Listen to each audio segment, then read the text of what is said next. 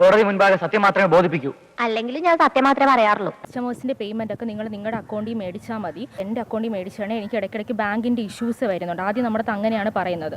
എന്റെ പൊന്നടി, എനിക്ക് അറിയാൻ പാടില്ലായിട്ട് ചോദിക്കുക. നീ ഒരു ഒറ്റ ഡയലോഗ് വെച്ച് എത്ര കാലം ഈ ഫീൽഡിൽ പിടിച്ചേക്കും? ഇവരുടെ സാലറി കൊടുക്കുന്നതിൽ എല്ലാം ഞാനാണ് ചെയ്യുന്നത്. കാരണം അതെല്ലാം നമ്മളെയാണ് ഏൽപ്പിച്ചിരിക്കുന്നത്, ക്യാഷിന്റെ കാര്യം. അതിൽ ഞാൻ ഇന്ന് ഖേദിക്കുന്നു. ഇല്ല, അത് നമുക്കറിയില്ല. നമ്മൾ സ്റ്റേറ്റ്മെന്റ് എടുത്താൽ അറിയാലോ. നമുക്ക് 69 ലക്ഷം വന്നിട്ടില്ല. സാമ്പത്തിക തട്ടിപ്പ് കേസിൽ ജീവനക്കാർ പണം മാറ്റിയതിന്റെ രേഖകൾ പുറത്ത്. പറ്റിപ്പോയി സാറേ, പറ്റിപ്പോയി. ഈ ഒറ്റോരത്തർ എന്നെ കൊണ്ട് പിരികേറ്റ് ഇതൊക്കെ ചെയ്യിച്ചത്. 1000 മുതൽ 60,000 രൂപ വരെ സ്വന്തം അക്കൗണ്ടുകളിലേക്ക് ജീവനക്കാർ മാറ്റിയതിന്റെ തെളിവാണ് പുറത്തു വന്നത്. അത് നമ്മൾ ബിഗിനിങ്ങിൽ നമ്മൾ പറഞ്ഞ വാക്കുകൾ തന്നെയാണല്ലോ ഇപ്പൊ നടന്നുകൊണ്ടിരിക്കുന്നത്. പക്ഷെ അവര് പറഞ്ഞ ഒരു വാക്ക് പോലും ഇതുവരെ അവർക്കോ മീഡിയക്കാർക്കോ അവരുടെ കൂടെയുള്ള ആർക്കും തെളിയിക്കാൻ പറ്റിയിട്ടില്ല.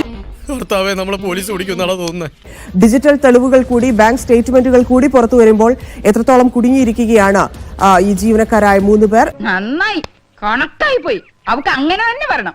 കുടുംബവും കുട്ടികളുമായിട്ട് കഴിയുന്നവരുടെ കഞ്ഞി പാറ്റിയിടാൻ വന്നോക്കെ പറക്കോട്ട് ഭഗവതി കൊടുത്ത ശിക്ഷയാ. ഇങ്ങനെ അടിച്ചമർത്തുന്ന സംസാരം, ജാതീയമായിട്ട് അധിക്ഷേപിക്കുന്നത്, മറ്റു ആൾക്കാരുടെ അടുത്ത് നമ്മളെ പറ്റി കുറ്റം പറയുന്നത്, കമ്പാരിസൺ ചെയ്യുന്നത്. അയ്യോ, എന്താണ് 3 ചേച്ചിമാരും കരുതിയത്? ജാതി കാർഡും അല്ലെങ്കിൽ പീഡന കാർഡും ഇറക്കിയിട്ടുണ്ട്, നിങ്ങൾ രക്ഷപ്പെടുന്നോ? ഇതെന്ത് ന്യായം, ഇതെന്ത് നീതി, ഇതെന്ത്? യുവതികൾ അന്വേഷണത്തോട് സഹകരിക്കുന്നില്ലെന്ന് പോലീസ് പറയുന്നു. നിലവിൽ 3 പേരുടെയും മൊബൈൽ ഫോണുകൾ സ്വിച്ച് ഓഫ് ചെയ്ത നിലയിലാണ്.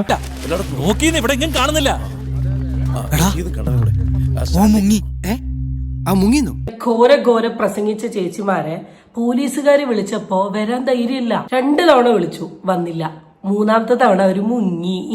അവനെയൊക്കെ എന്റെ കൈ കിട്ടിയോണ്ടല്ലോ, ഒരു ഐസ് ഷീറ്റ് കമഴ്ത്തി കിടത്തി ഇരുമ്പിലാത്തി ഉരുക്കിയെടുത്ത് അവന്മാരുടെ മുതുകത്ത് ഉരുട്ടി ചപ്പാത്തി പരത്തി എടുക്കുന്ന പോലെ പരത്തി തിന്നിഞ്ഞ. അല്ല, ഇപ്പൊ ഈ വക്കീലോടെ പോയി ഇമാതിരി കൂടോത്രങ്ങൾ പറഞ്ഞു കൊടുത്തേ, നീ അയാളും കൂടെ മുങ്ങിയോ? സാരല്ല, പലനാൾ കള്ളൻ ഒരു നാൾ പിടിയിലെന്നാണല്ലോ.